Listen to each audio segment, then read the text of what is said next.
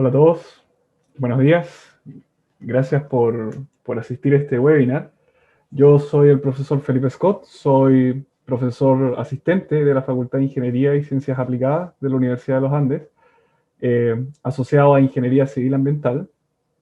Y bueno, para mí, en primer lugar, es un gusto poder llegar a ustedes para contarles un poco de qué hacemos en cuanto a investigación en nuestra área de ingeniería ambiental. Y en este webinar me va a acompañar tres de los profesores del área, eh, los doctores Sichem Guerrero, Alberto Vergara y Patricio Moreno, quienes van a participar también y luego ustedes van a tener la posibilidad de hacer preguntas, que les recomiendo vayan registrando en el Q&A de este webinar. Entonces, les voy a contar brevemente qué es nuestro grupo, quiénes somos, qué hacemos. Y bueno, nuestro grupo se llama Green Technologies Research Group, o GTEC, lo conocemos y lo llamamos normalmente. Y está integrado por 4 profesores que ustedes pueden ver en este slide. Y tenemos áreas ligeramente diferentes de investigación. Para nosotros son tremendamente diferentes, pero yo sé que mirado desde afuera puede verse como un bloque más homogéneo. Todos trabajamos en temas asociados a descontaminación o nuevos productos, bioprocesos. Eh, System Guerrero trabaja en el área de catálisis química, Alberto trabaja en biofiltración, Patricio trabaja en simulación de fluidos y yo en biotecnología, en biología de sistemas. Cada uno va a contar un poco de qué hace, así que no voy a entrar en este momento en detalle de nuestras líneas de investigación. Así es como se veía el grupo cuando el mundo todavía funcionaba bien, o sea, enero del 2019, y no teníamos COVID ni nada por el estilo. Como pueden ver, tenemos un grupo interesante de estudiantes de pregrado, posgrado, practicantes, nuestra técnico de laboratorio que se ve ahí al centro, que como pueden ver ocupa un lugar bien relevante. Y tenemos una relación bien saludable con otros grupos de investigación en España, en la Universidad de Valladolid principalmente, con grupos en Madrid, en Reino Unido, con la Universidad de Cambridge y así. O sea, hay una red que llega incluso hasta Hong Kong. Y tratamos de usar estos contactos y esta red para potenciar nuestras investigaciones, para potenciar el intercambio de estudiantes, especialmente de estudiantes de posgrado. Y esta es una breve eh, timeline o historia, línea de tiempo, de cómo el grupo ha ido evolucionando. Fue fundado en 2014, luego nos integramos, Patricio y yo, y luego empezamos a ganar proyectos. En Chile, al menos, los proyectos más grandes, o dentro de los proyectos más grandes y relevantes para la academia, son los proyectos Fondesit, que financian ciencia básica eh, y aplicada, pero en sus primeras etapas de desarrollo, y los proyectos Fondef, que ya requieren eh, productos o procesos que estén más cerca de ser implementados. Y la verdad es que por una combinación de suerte y harto trabajo hemos sido capaces de adjudicar varios proyectos, como pueden ver, y eso nos ha mantenido con un nivel de producción eh, razonable, bueno, para un grupo de investigación que se refleja, bueno, en nuestras publicaciones, en revistas científicas, indexada, que es la forma en la que comunicamos nuestro quehacer de investigación, y en un número cada vez más grande de tesistas. Acá solo listé los tesistas eh, de magíster y doctorado, y no los de pregrado. Si sumáramos los de pregrado, bueno, quizás este número se triplicaría fácilmente año a año. Entonces les voy a contar, para no hacer esto excesivamente largo, les voy a contar qué es lo que hacemos, qué es lo que, bueno, en mi línea de investigación o en la línea de investigación que yo dirijo y que también colabora muchísimo, bueno, Alberto y los otros profesores. Y esto es enfocado principalmente a biotecnología y bioprocesos. Y la verdad es que yo trabajo en un área particular, por supuesto, de la biotecnología, que es un campo muy amplio, y en realidad lo que yo estoy interesado y en lo que hago investigación es en simulación y optimización matemática de bioprocesos, pero mirando lo que pasa dentro de las células, que son los artistas de la biotecnología, digamos, son las bacterias y las levaduras, son las que hacen el trabajo, digamos, así que todo parte por ahí. Eh, y nosotros nos dedicamos a analizar matemáticamente y experimentalmente qué es lo que pasa dentro de estos biocatalizadores y cómo estas células, cómo estas pequeñas fábricas, digamos, tienen impacto y se relacionan con las fábricas productivas de gran escala, digamos, o sea, cómo esos bioprocesos se transforman en procesos productivos reales y eso es lo que analizamos. Desarrollamos también, bueno, algoritmos matemáticos relacionados con esos análisis y especialmente en los últimos 3 años ya trabajamos mucho en laboratorio en el desarrollo de procesos de fermentación y en la caracterización de esos procesos de fermentación para alimentar los modelos que producimos. O sea que hay una simbiosis entre el laboratorio que usamos para recolectar datos y luego analizamos esos datos mediante modelos, lo que nos da una perspectiva un poco más amplia de estos fenómenos complejos que suceden. ¿Okay? Acá, solo para asustar y que parezca que es una charla de ingeniería, puse una matriz y unas ecuaciones diferenciales, pero la idea es súper sencilla. En el fondo lo que hacemos es que tomamos una descripción de una célula que, que puede ser entendido simplemente como reacciones que parece que son estos arcos, estas líneas, y metabolitos, es decir, moléculas que están dentro de la célula, que son estas A, B y C, que son los nodos. ¿Okay? Eso es un lenguaje un poco de ingeniería industrial, nodos y arcos, pero la verdad es que los modelos que trabajamos son muy similares. Y lo que describimos básicamente con estos modelos es cómo cambian en el tiempo las concentraciones de los metabolitos dentro de la célula, A, B y C, y llevamos esos modelos que podemos resolver usando optimización. Y con eso podemos comparar nuestros datos experimentales con estos modelos. Y alguien podría decir, oye, Felipe, pero si esto se ve muy fácil, parece una prueba de álgebra. Bueno, es fácil hasta que uno llega a esta escala en la que en realidad ya no tienes unas cuantas reacciones, sino que tienes miles de reacciones y aún más metabolitos. Y ahí se pone complicada la cosa. Y esto en el fondo, este mapa que ustedes ven acá representa algo así como el 80% de las reacciones y metabolitos que conocemos de Escherichia coli, que es una de las bacterias que más han sido utilizadas en biotecnología.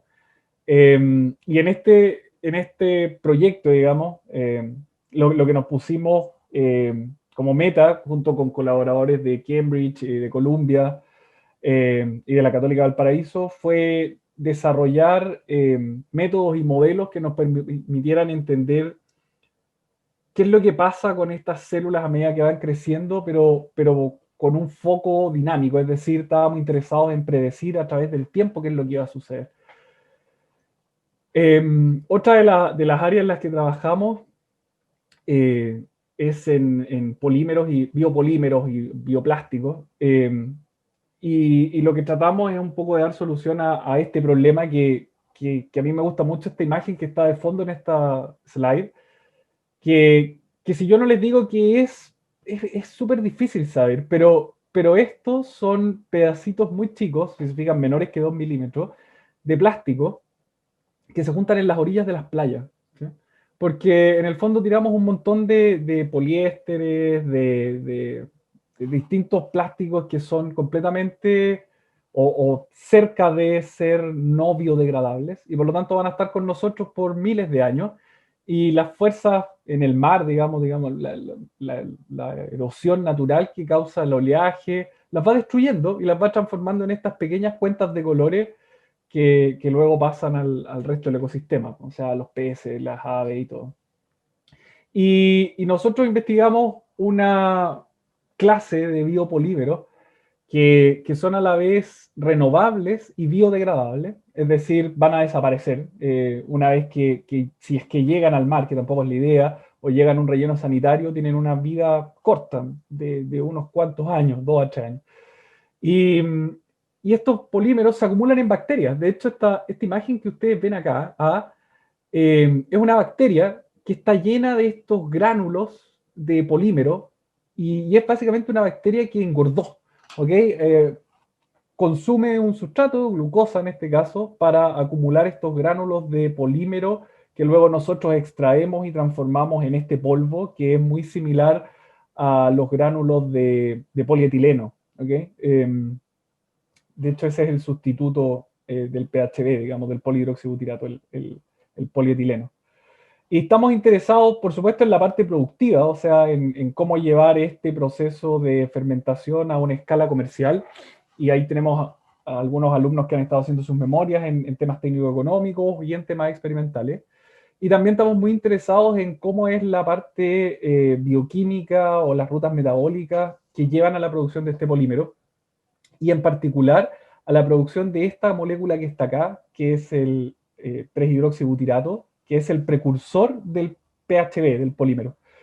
Y, y esta molécula para nosotros es súper interesante porque como ingenieros vemos un potencial de transformar esta molécula, el prehidroxibutirato, en otras moléculas que son usadas por la industria química actual. Por ejemplo, el 1,3-butadieno se usa para hacer goma sintética, el caucho sintético, el 1,3-butanodiol permite hacer distintos polímeros como ABS, el N-butanol puede ser transformado en un combustible de aviación. Entonces vemos que este compuesto, esta molécula de acá, puede ser funcionalizada, decimos técnicamente, en distintos productos. Esa es parte de la tesis de doctorado de Luz Yáñez, mi alumna, que está con nosotros desde el 2018 y ha estado trabajando en torno a esta idea, en particular en temas de manipulación genética de bacterias productoras de polihidroxibutirato, porque lo que queremos hacer en vez de producir el polihidroxibutirato para luego obtener esta molécula de trihidroxibutirato, lo que queremos hacer es un bypass, es decir, vamos a eliminar la capacidad de las células de acumular polihidroxibutirato y lo que vamos a darle es una nueva capacidad a través de un gen de llevar directamente desde el precursor de polihidroxibutirato hasta el producto que queremos en un solo paso. Y bueno, eso es un overview, una visión bien rápida de lo que yo, de lo que hacemos en la parte más cercana a mi área de investigación. Y ahora quiero dejarlos con Sichem, con el profesor Guerrero, quien va a hablar de lo que se hace en su línea de investigación relacionada con el abatimiento de contaminantes gaseosos. Así que Sichem, por favor. Muchas gracias, Felipe, por la presentación. La siguiente, por favor. Bueno, un poco a modo de motivación, les quería mostrar esta slide donde se muestran la contribución de distintos contaminantes a la contaminación general de la atmósfera de la región metropolitana. Y existen una multitud de fuentes donde puede provenir contaminación, ya sea móviles, industrias o desde las mismas casas. Y por supuesto esto a la larga trae un montón de consecuencias para la salud, ¿ya? Entonces, una forma de nosotros enfrentar esta contaminación es a través de distintas tecnologías en las cuales interviene la catálisis, que voy a explicar enseguida. La siguiente, por favor. Y un poco para entender el ejemplo clásico es el uso de catalizadores. El convertidor catalítico es una de las, yo diría, uno de los más importantes desarrollos de la ingeniería química junto con la ingeniería mecánica, en el cual se utiliza un material sólido, que es un monolito que va en el interior del convertidor catalítico, que puede ser de un material cerámico o un metal, y en cuya superficie va adosado un material sólido, que es el catalizador, en cuya superficie del catalizador están distintos metales que son capaces de transformar contaminantes y generar otros gases que no son tan dañinos para la salud, ¿ya? Entonces el convertidor catalítico básicamente tiene una combinación de platino, paladio y rodio, aparte de pequeñas cantidades de cerio y otros. y estos metales actúan específicamente en la reducción de ciertos contaminantes, ¿ya? Entonces, existe una serie de desafíos para desarrollar un catalizador. La siguiente, por favor. Y uno de ellos es que un catalizador como requisito tiene que tener una gran área superficial. Si ustedes toman una cucharadita de té de un catalizador, más o menos lo que sale en la fotografía ahí, puede tener, si ustedes tiran cada una de estas partículas pequeñas de catalizador, el área equivalente a una cancha de fútbol. O sea, más o menos medio gramo de catalizador. En general, en promedio, tienen áreas muy grandes, arriba de los 100, 200, 500, incluso 1000 metros cuadrados, varía según el tipo de catalizador. Entonces, la idea es que el área sea tan grande para poder después impregnar o soportar en esta superficie estos metales que actúan en la catálisis o en las reacciones que queremos. Entonces, inmediatamente los dos desafíos son ser capaces de desarrollar un material que tenga un área superficial tan grande y lo otro que sea capaz de, y la motivación de eso es que uno impregna o soporta estos metales que van a actuar en la catálisis a modo que ojalá estén lo más dispersos posible atómicamente o en pequeños grupos de átomos, y el otro reto es que los átomos tienden a juntarse. Entonces, la idea es que uno desarrolle estos materiales que tengan una alta área superficial y que además los metales que uno pone encima sean estables en el tiempo para que conserven su actividad. La siguiente, por favor. Y como les mencionaba, en el caso del convertidor catalítico, el platino es el metal más importante y de hecho en catálisis en general, el platino es como el caballo de oro, digamos, siempre el platino tiene unas tremendas propiedades catalíticas en muchas variedades de reacciones y en la industria es utilizado mucho en la generación de distintos compuestos. Y, por supuesto, como sale ahí, el convertidor catalítico agrupa la gran mayoría del uso de este metal. La siguiente, por favor. Lamentablemente, si proyectamos la cantidad de platino existente en el planeta junto con la cantidad de platino que se recicla, vemos que estamos aproximadamente en el pic de producción del platino en el planeta, ¿ya? Esto es un tremendo problema estratégico en todo el mundo y hay una gran tendencia en el área de catálisis a investigar a materiales que puedan reemplazar al platino, ya que lo que se ve aquí en la gráfica es que este platino, esta disponibilidad de este metal va a ir bajando en el tiempo y cada vez están saliendo más aplicaciones que usan platino en la industria aeroespacial. Últimamente, en las últimas décadas, que ha estado tan en boga las celdas de combustible en base a hidrógeno, que utilizan una tremenda cantidad de platino, etcétera, etcétera. Entonces, vamos a requerir un metal en el futuro que ojalá tenga las mismas propiedades del platino, pero lamentablemente el platino va a seguir disminuyendo en el tiempo. La siguiente, por favor. Y adosado a esto, hay un problema geopolítico que en el planeta el centro de producción está justamente en Sudáfrica y eso trae un montón de problemáticas, como decía, tanto geopolíticas como en el término de la presión de precios que se ejerce teniendo tan pocos productores en el planeta de este metal. Entonces tiende a ser un metal que es tremendamente caro, ¿ya? En la siguiente, por favor. Y por supuesto nosotros tenemos una gran ventaja como productores de cobre, somos los mayores productores de cobre del planeta, entre otros, digamos, Australia, etc. Y por supuesto ahí hay una ventaja y por suerte para nosotros el cobre tiene una tremenda variedad de propiedades catalíticas y que lo hacen un buen contribuyente o potencial contribuyente a ser utilizado en distintas aplicaciones catalíticas. La siguiente, por favor. Y es así como en mi investigación, a modo de ejemplo, muestro esta slide donde hemos estado investigando distintos materiales que justamente utilizan las propiedades del cobre para transformar contaminantes. En este caso, ahí se muestra en la figurita a modo de esquema. En este proyecto de investigación aplicada se sintetizó pequeñas nanopartículas de titanio cubiertas con una muy delgada esfera de óxido de cerio, más o menos estamos hablando de partículas en el rango de 5 a 10 nanómetros, muy pequeñas, en cuya superficie se impregnaron con cobre y potasio, y estos materiales eran capaces de tomar el monóxido y el óxido nítrico en presencia de oxígeno y transformarlos a nitrógeno y CO2, ¿ya? Lo cual es tremendamente difícil porque en presencia de oxígeno el CO, el monóxido de carbono, tiende a transformarse a CO2. Entonces la idea es que el nitrógeno reaccione selectivamente con el CO en presencia de oxígeno y ese NO se transforme a nitrógeno, ¿ya? Entonces ese era un reto en este caso, el desarrollo del material y el comportamiento catalítico.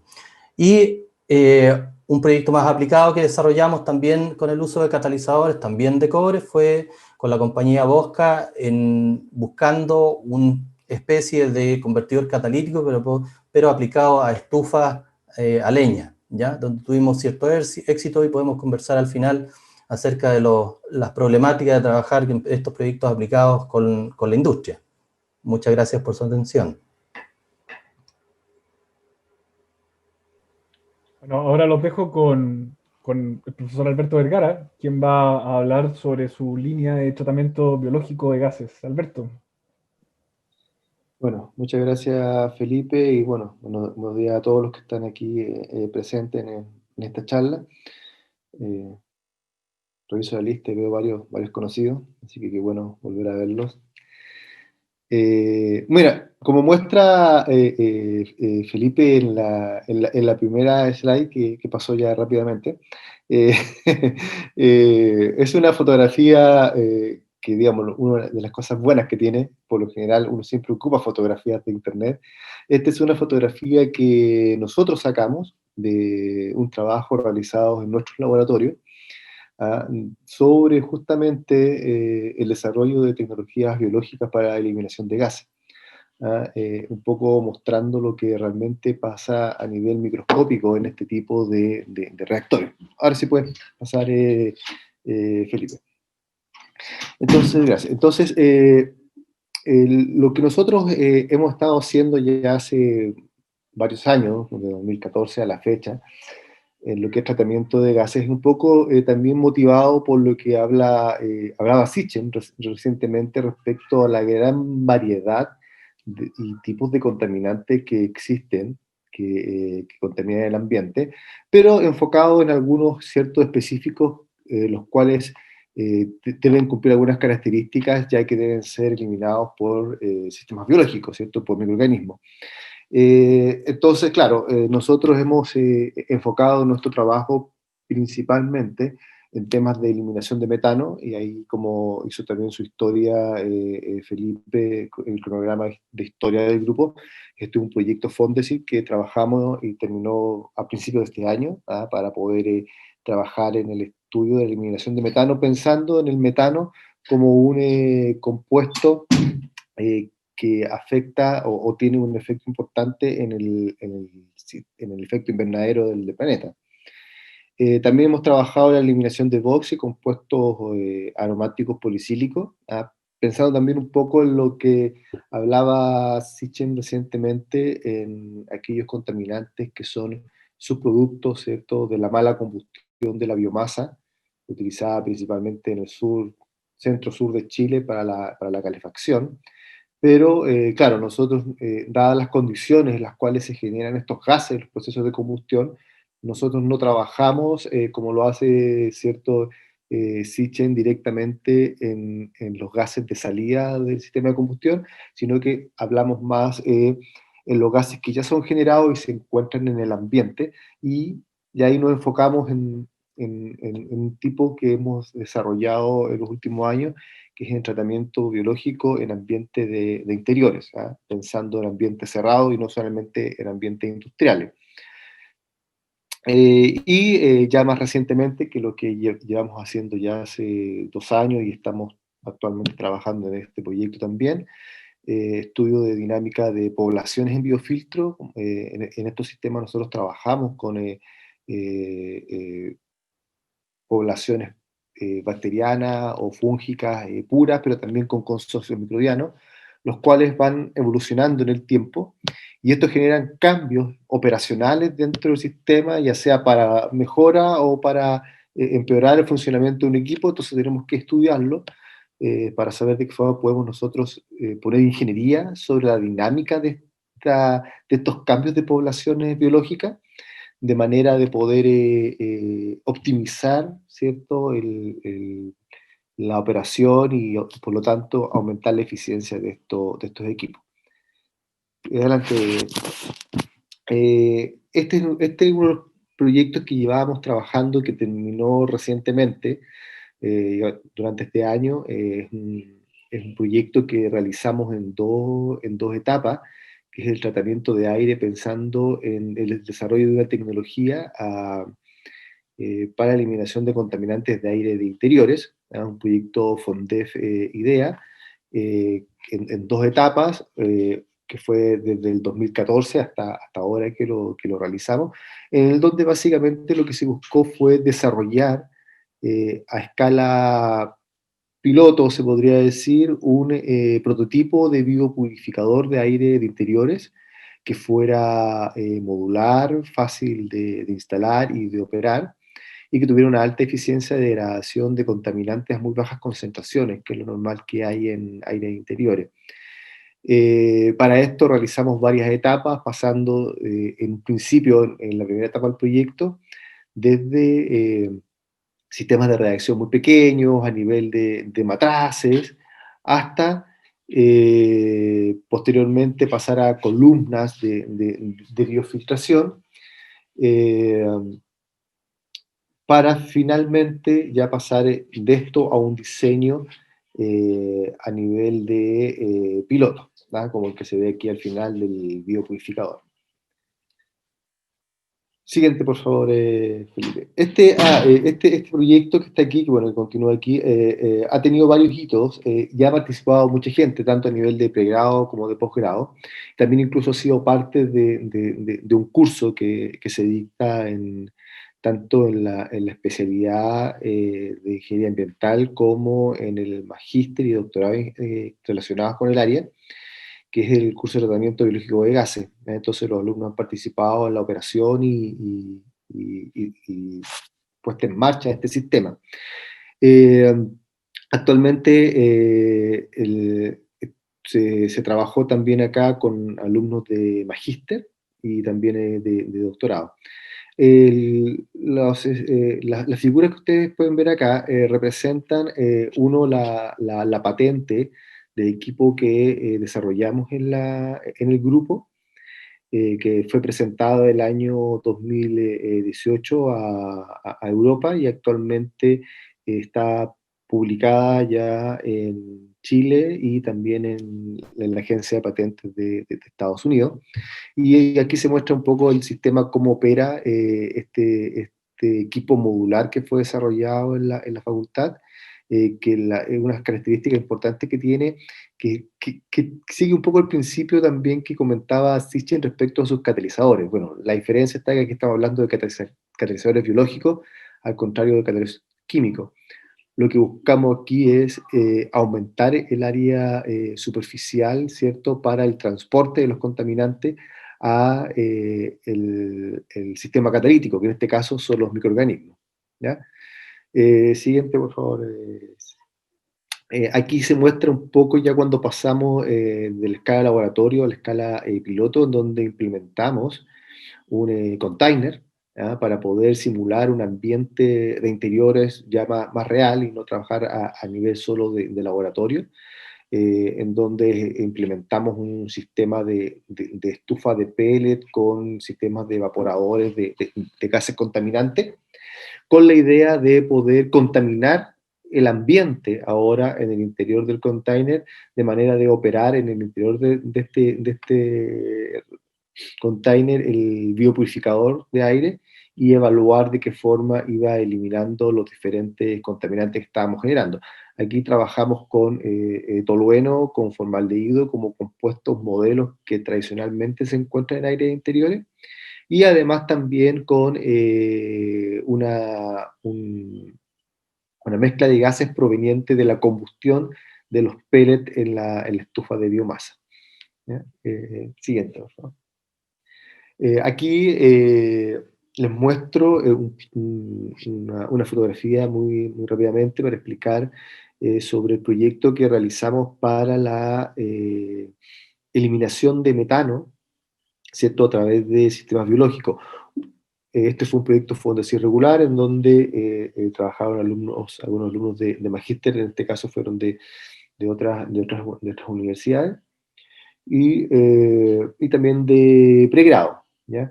De los problemas principales que tiene el metano para su eliminación es que cuando está a muy bajas concentraciones, el metano no puede ser utilizado como un combustible, ¿cierto? Para producir energía, por lo tanto, de pasar de ser un combustible pasa a ser un problema ambiental, ya que, ¿cierto?, genera este aumento en el efecto invernadero. Entonces, hay que buscar alternativas de poder eliminarlo. Poder eliminarlo de forma química, si bien es muy eficiente, en algunos casos puede ser de alto costo, dadas las bajas concentraciones en las cuales puede estar el contaminante, no generándose una autocombustión de él, y por lo tanto hay que meterle combustible para poder quemar el metano. Entonces eso no lo hace un poco atractivo económicamente. Entonces aquí la biofiltración o tratamientos biológicos tienen algún rol que podrían cumplir, pero uno de los principales problemas que hay es que el metano es un compuesto extremadamente poco soluble en fase acuosa.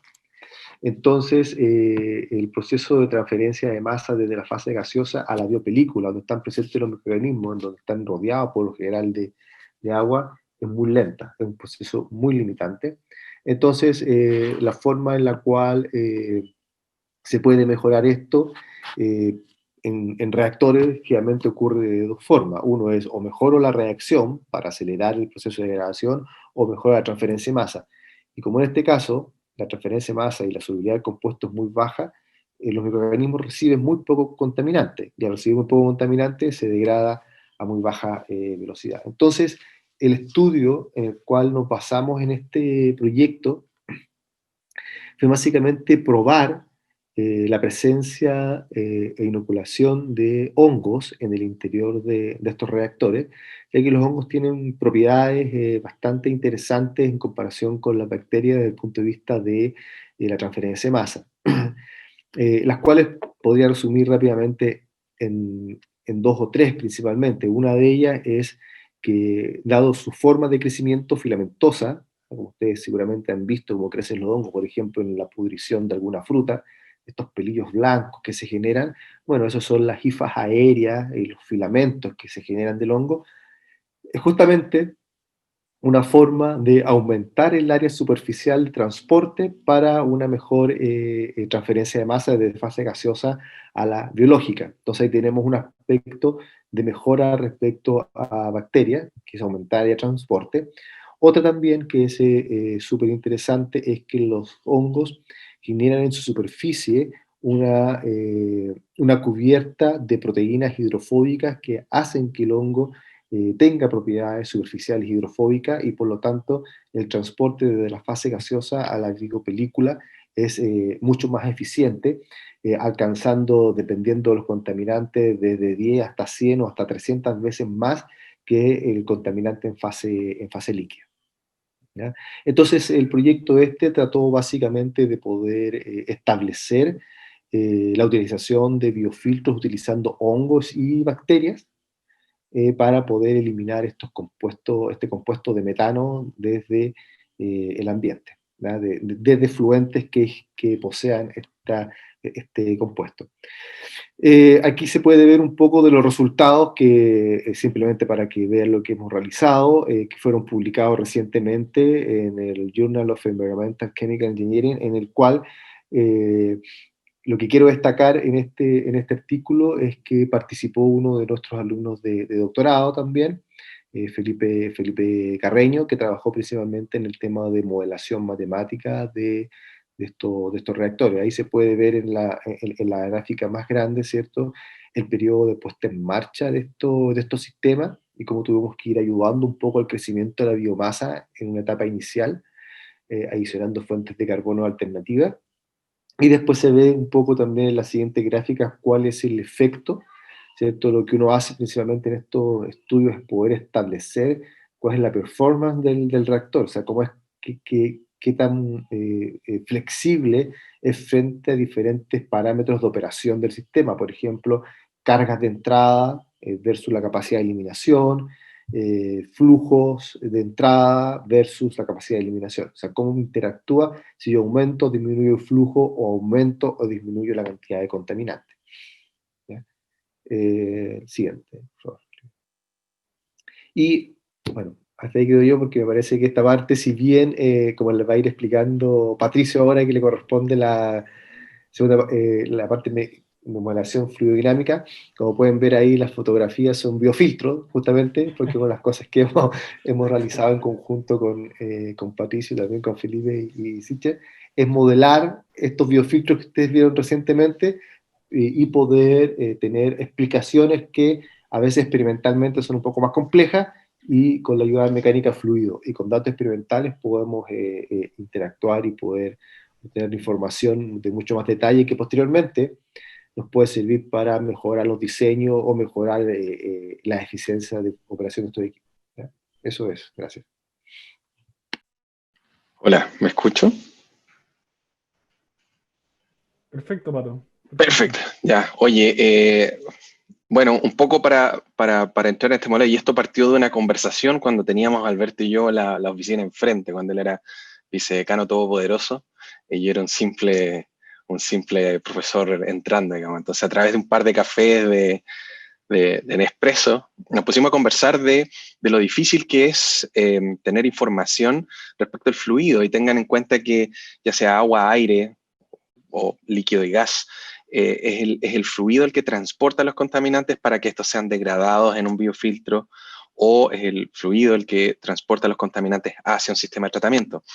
Y entonces tratar de medir qué es lo que está pasando dentro de un biofiltro, de leche escurrido, un biofiltro estándar, digamos, es súper complejo, porque meter un aparato que mide la velocidad o las presiones significa que altera la velocidad y las presiones del fluido en esa zona, en ese punto, y por lo tanto se hace imposible tratar de verlo. Entonces empezamos a pensar en técnicas que nos pudieran dar a entender por qué cómo está funcionando el fluido adentro en términos de presión y velocidades, y cómo cómo se está comportando el fluido, altera el tratamiento biológico de gases. ¿Ya? Entonces, Felipe, si me muestras la próxima. ¿Cómo partimos aquí? Alberto me llevó a su maravilloso laboratorio, me mostró los equipos, me muestra los biofiltros en 3 etapas, como lo estamos viendo aquí, con un flujo de entrada, 3 etapas en medios porosos. En esto, si no me equivoco, teníamos vermiculita, que es una piedra chiquitita, en este caso no sé si es piedra la palabra correcta, pero es un material poroso que tiene microporos o nanoporos por donde se absorbe, donde queda impregnada en fondo los microorganismos que van a tratar. El flujo pasa por entre medio de este material poroso, y agua se riega con agua y nutrientes, el agua se absorbe dentro del material poroso, el aire pasa por ahí y los microorganismos degradan. ¿Sí? Otra, Felipe.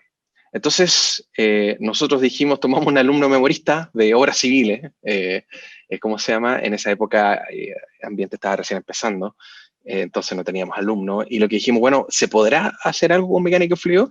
Y entonces tomamos 5 lucas, digamos, vimos una oferta en Sodimac, fuimos a comprar un hermoso florero cuadrado rectangular, bueno, nos gustan las cosas rectangulares, nosotros los que trabajamos en modelación, metimos la vermiculita, que es el material poroso que se ve ahí, le sacamos fotos, la imprimimos, la digitalizamos, y ustedes pueden ver a mano derecha ahí la digitalización, la extruimos, le dimos un volumen, y dijimos, bueno, todo lo que está en gris es material poroso, y todo lo que está en blanco entonces es vacío, y es por donde se mueve el fluido. Siguiente foto, si es posible, Felipe. Entonces hicimos una simulación ocupando un código, un solver que es gratuito, que se llama OpenFOAM, y hicimos una simulación, tomamos esta discretización que teníamos, la pusimos en OpenFOAM, que es un software gratuito, y corrimos un flujo conocido, un flujo de, qué sé yo, que no me acuerdo también, un litro por segundo, por ejemplo. Y revisamos cómo se comportaba el flujo allá adentro, y es algo que no habían hecho en el área de tratamiento en biofiltro, y dijimos, mira, ¿cuántas celdas necesitamos? Nos dimos cuenta que había menos errores cuando teníamos sobre 1,5 millones, 2 millones de celdas, comparamos la porosidad computacional que nos da el cálculo a través de las celdas versus la porosidad que nos da en un ensayo laboratorio, dijimos, mira, esto da bien, y nos dimos cuenta de algo, si ustedes miran la foto a la izquierda, que es velocidad versus la derecha, que es presiones, en la de velocidad podemos ver que hay como una especie de rayos, ¿sí? Nosotros pintamos de distintos colores las velocidades dependiendo su magnitud. Las magnitudes más altas van desde celeste a rojo, digamos, y cuando prácticamente cero la velocidad tenemos azul. Las partes negras son el medio poroso, por lo tanto por ahí no pasa fluido, y nos dimos cuenta que el flujo no se distribuye en forma homogénea, que es algo que sabíamos. Si el flujo no se distribuye en forma homogénea, quiere decir que hay zonas por donde pasa el flujo más rápido, hay zonas que pasa por donde pasa el flujo más lento, y hay zonas por donde no pasa el flujo. Si no pasa el flujo, no pasa el contaminante. Si no pasa el contaminante, los microorganismos no tienen sustrato y no pueden degradar. Por lo tanto, las zonas que están en azul básicamente son zonas muertas, zonas que no están degradando. Y si no están degradando, y nosotros estamos diseñando, ocupando el famoso caudal partido en volumen o volumen partido en caudal, digamos, estamos asumiendo que hay tratamiento donde no lo hay.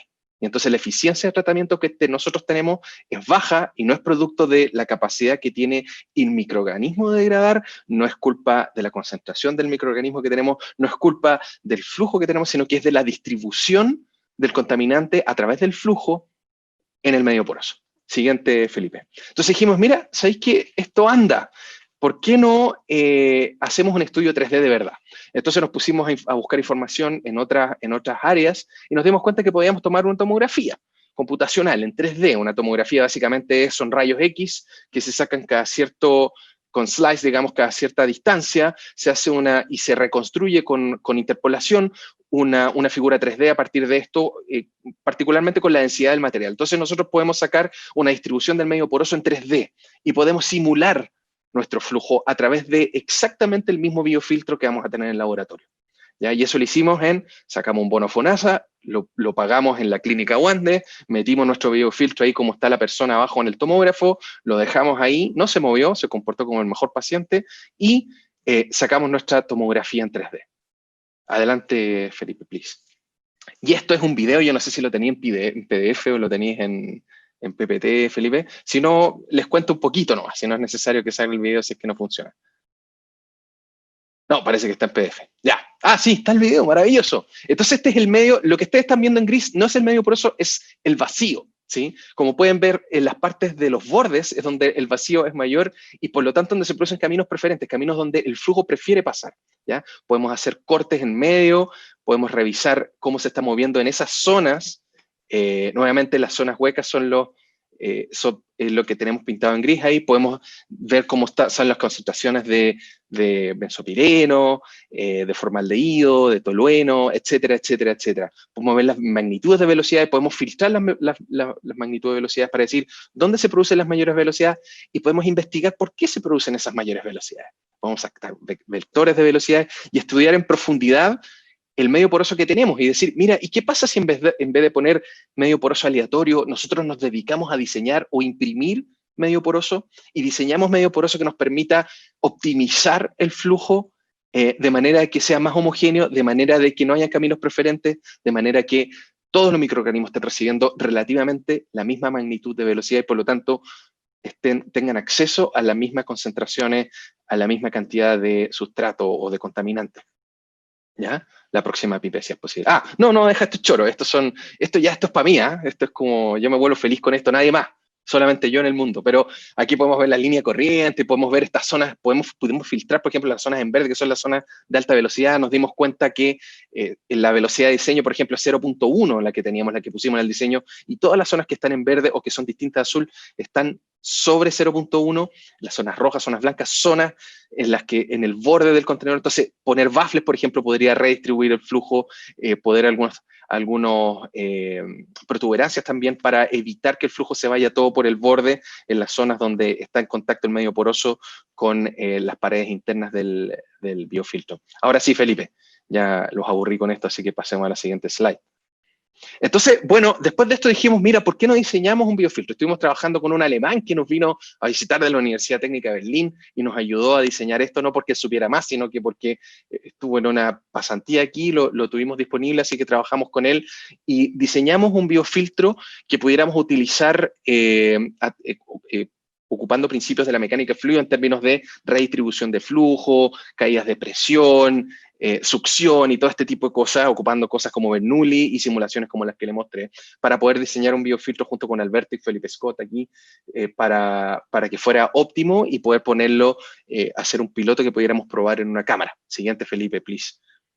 Entonces, el biofiltro que está arriba es el que nosotros diseñamos, el que está abajo es el que construimos. O sea que la realidad, o sea, la ficción se hizo realidad, digamos. En este caso, lo pusimos dentro de una cámara sellada, dentro del laboratorio de los laboratorios de ingeniería, a través ¿cómo se llama?, de distintas mangueras pusimos contaminantes, estuvimos midiendo cómo se degradaba el aire, estuvimos haciendo un montón de pruebas, pero lo choro es cómo pasamos desde la simulación computacional hacia una realidad, que fue nuestro primer biofiltro piloto. Adelante, Pipe. Acá hicimos una serie de ensayos, estos son los ensayos primordiales, les puse las fotos más bonitas que tenemos, pero a lo mismo, la idea es la misma, o sea, lo que tenemos es, podemos simular el interior del biofiltro, podemos simular el exterior del biofiltro, podemos saber cuál es la posición donde podemos poner el biofiltro dependiendo de dónde entra la contaminación. En el caso de una oficina, por ejemplo, podemos simular las sillas, los muebles, y ver dónde el biofiltro puede estar puesto de manera que se optimice el tratamiento del aire a través de velocidades y presiones. Adelante, Pipe. Cuáles son las zonas muertas.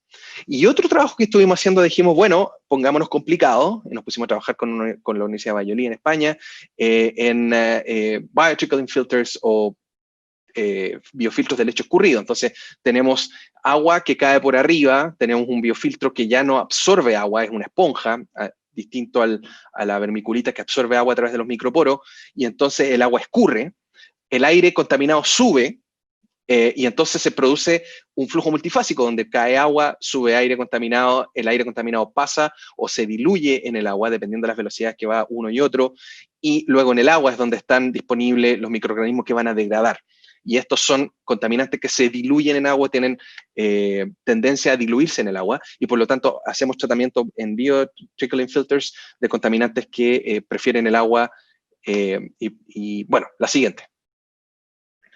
Entonces tomamos este biofiltro que nos mandaron de España por Chile Express o España Express, digamos, llegó el biofiltro, lo cortamos, sacamos una muestra pequeña, si quieres pasas a la siguiente, Pipe, porfa. La muestra pequeña es la que está ahí, estoy mostrando mi lápiz para mostrar la muestra que pudimos sacar. El error que cometimos al principio fue tomar el biofiltro completo y llevarlo al tomógrafo, igual como lo habíamos hecho antes, y nos dimos cuenta que salió una foto borrosa porque, claro, las esponjas, en este caso, que es lo que estamos ocupando como medio poroso, tiene micrones de grosor. Y entonces el tomógrafo tiene una resolución de entre 1 y 2 milímetros, no fue posible sacar nada. Entonces tuvimos que sacar una muestra pequeña, llevarlo a un microtomógrafo, pagar por la microtomografía, y esa microtomografía tenía una resolución de 0,5 micrones hasta 2 micrones y nos permitió caracterizar bien una esponja de 1,6 por 1,6 por 0,8 centímetros. Siguiente, que es lo que aparece ahí en la microtomografía.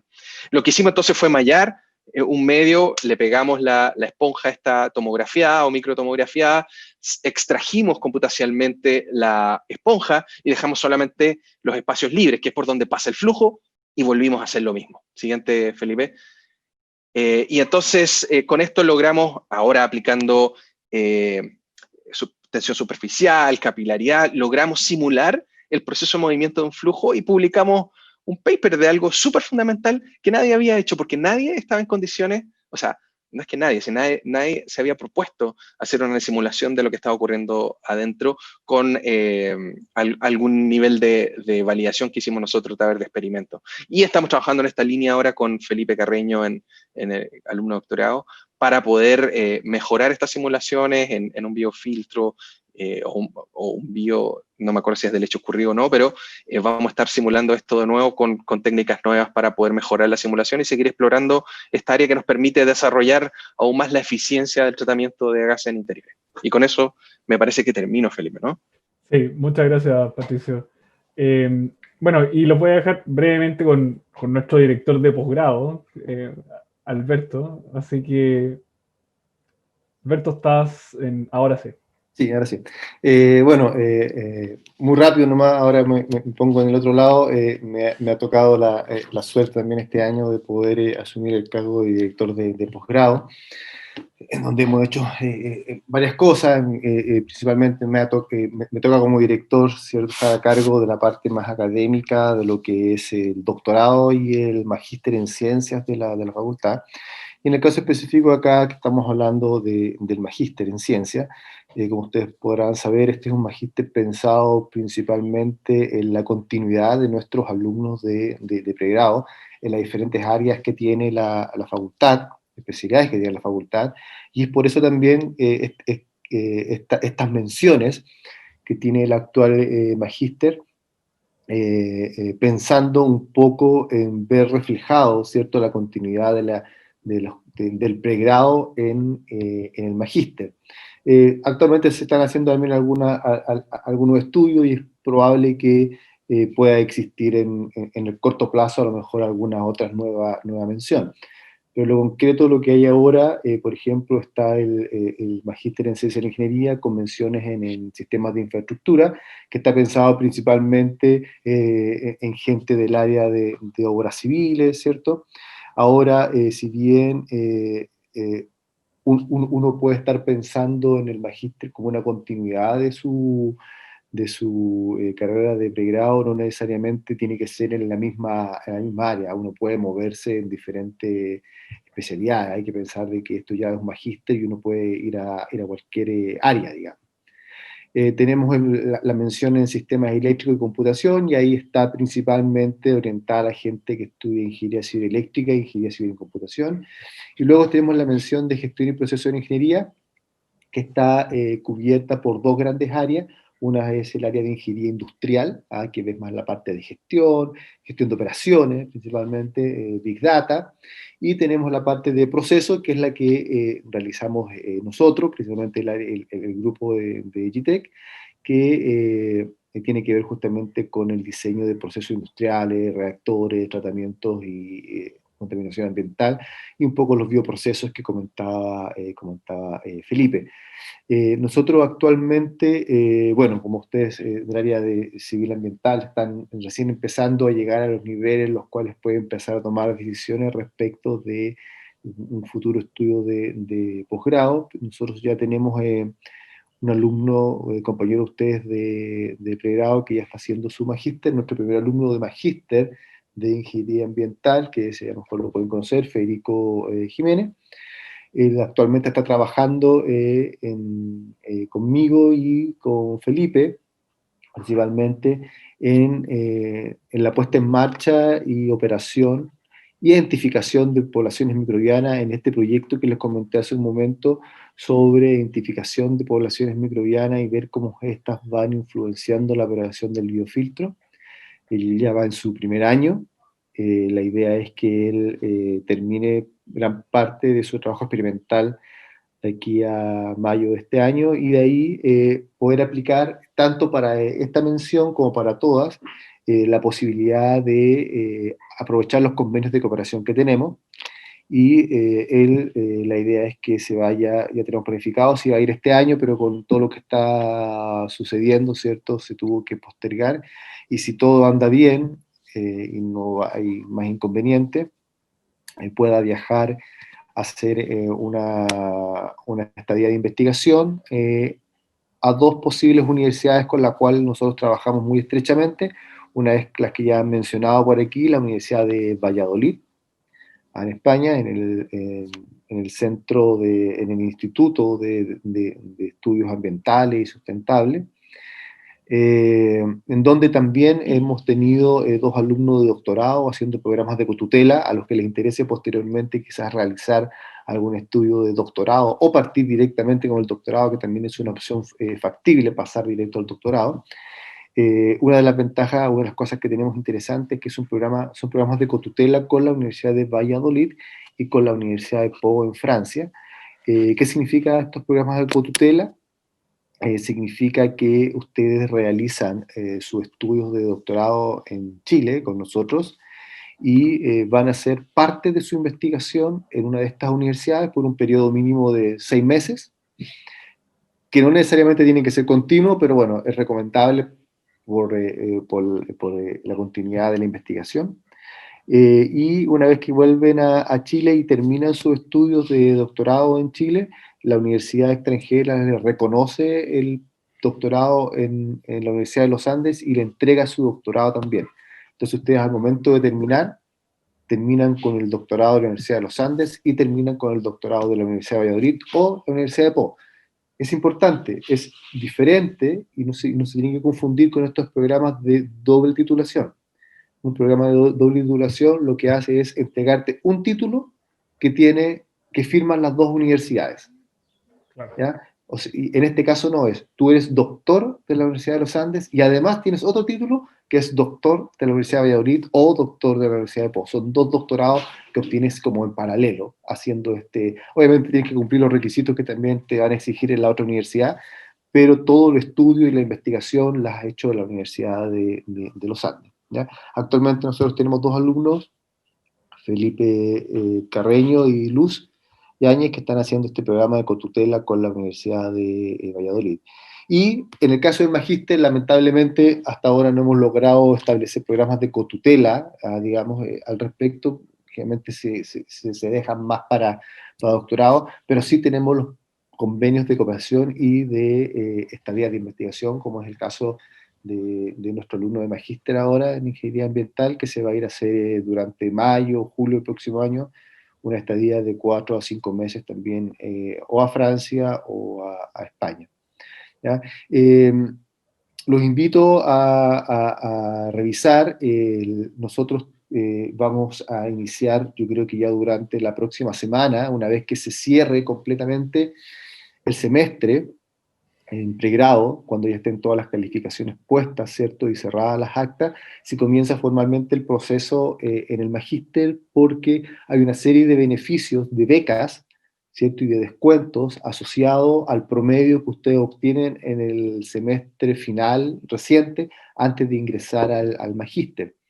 Entonces, una vez que tengamos eso, comienza el proceso de postulaciones. Y dependiendo de la escala de calificación, que ahí la pueden conversar más tranquilamente, le voy a pedir a María Jesús Melo, que es la encargada y coordinadora del programa, que pueda enviar información para que ustedes revisen de posibles descuentos y becas. Pero una de las cosas interesantes que tiene este programa de Magíster, como ya les comentaba, que es de continuidad, es que ustedes en un periodo muy corto de plazo, o sea, ustedes terminan el 5.º año su carrera de pregrado, aquí básicamente lo que hacen es que al 4.º año, al final del 4.º año, ya iniciando el 5.º, ustedes ingresan al magíster directamente, siguen haciendo los cursos de pregrado que correspondan al magíster y ahí ya con su tutor van viendo qué cursos van acomodando de manera que vayan encaminados al magíster. No hacen la tesis de grado del pregrado, sino que hacen la del magíster y esa les va a valer para el pregrado y para el posgrado. Entonces, básicamente, hacen el 5.º año como si fuera su pregrado, pero con cursos que corresponden a magíster y básicamente lo que se les alargaría la carrera sería un año más, que correspondería a la tesis ya de experimental de magíster, pero al cabo de 6 años ustedes salen con su título de ingeniero y además con el magíster en ciencias de la ingeniería, a lo cual sin duda es bastante más atractivo para el mercado laboral en estos momentos, ¿ya? Y aquellos que se entusiasmen y les guste más la ciencia, luego de esta primera revisión, podrán optar y seguir el doctorado. Yo no sé en qué niveles están los diferentes alumnos que están acá, digamos, pero es una alternativa que pueden ir mirando y les recomiendo, porque nos ha pasado y creo que es una buena alternativa para ir conociendo y metiéndose en este tema y ver si es una posibilidad dentro de lo que ustedes quieren decidir, que lo hemos visto con otros alumnos y es como se han ido acercando, es que conversen con algunos de los profesores del área y vean la opción de poder quizás hacer alguna de sus prácticas o algún trabajo directamente con los profesores, que pueden ser financiados muchas veces incluso con algunos aportes a través de proyectos, y pueden hacer sus prácticas profesionales o su primera práctica con nosotros, cosa de poder ir conociendo en lo que estamos trabajando, y una de esas, ya estando dentro, pueden tomar de mejor forma una decisión de poder seguir o no un programa de posgrado, ¿ya? Así que eso básicamente es para dejarlos invitados para que revisen información. Si tienen dudas, no duden en escribirme, yo los voy a orientar al respecto y les mandaré la información, y los pondré en contacto con la coordinadora por cualquier detalle. Eso, Felipe. No, muchas gracias Alberto, muchas gracias Sichem, Patricio, por darnos esta mirada de qué es lo que hace cada uno en el grupo de investigación. Creo que lo logramos bastante bien de dar por lo menos una percepción de qué es lo que hacemos. Y solo entonces recalcarles que nosotros como profesores del área, y bueno, y cualquier profesor de la facultad, siempre va a estar disponible en realidad a responder las preguntas que ustedes puedan tener en relación al magíster, al doctorado, y bueno, a cualquier tema relacionado con cómo ustedes se podrían involucrar en la investigación. Así que yo pienso que si no hay más preguntas, podríamos finalizar esto. Así que muchas gracias a todos por asistir. Acá sale una titulación, o sea, una pregunta. Ok, muy buena pregunta. Pablo pregunta si en el momento de elegir la tesis, digamos, uno puede proponer un tema o se suele sumar el alumno a alguna investigación. ¿Okay? Mira, Pablo, yo te diría que existen las dos posibilidades. Suele suceder que los alumnos se integran a investigaciones que ya están financiadas por razones obvias, es decir, contamos con los recursos para llevar a cabo los experimentos. La tesis queda dentro de un contexto en particular que ya está en desarrollo, pero no es excluyente, o sea, puede darse el caso de que se desarrolle el tema que proponga un alumno, ¿ok? Solo que el tema tiene que tener la profundidad suficiente para que sea una tesis de magíster. No sé si alguno, Patricio, Alberto o Sichem, quieren complementar esa respuesta. Sí, no, un poco de acuerdo con Felipe. Por lo general, cuando estás optando, ¿cierto?, a un magíster de continuidad, hay que pensar, ¿cierto?, de que uno se olvida de la titulación de pregrado, ya eso ya no corre, porque ya tu tesis de magíster es la que va a valer para también titularte. Entonces, tú entras ya al desarrollo de una tesis de investigación. Y entonces, obviamente, tienes que trabajar en un proyecto de investigación que se esté desarrollando en el plan del claustro del magíster del programa. Hay que pensar que el magíster, a diferencia del pregrado, cuenta con un claustro cerrado de académicos, ¿ya?, que son los que pueden hacer clases a nivel de posgrado.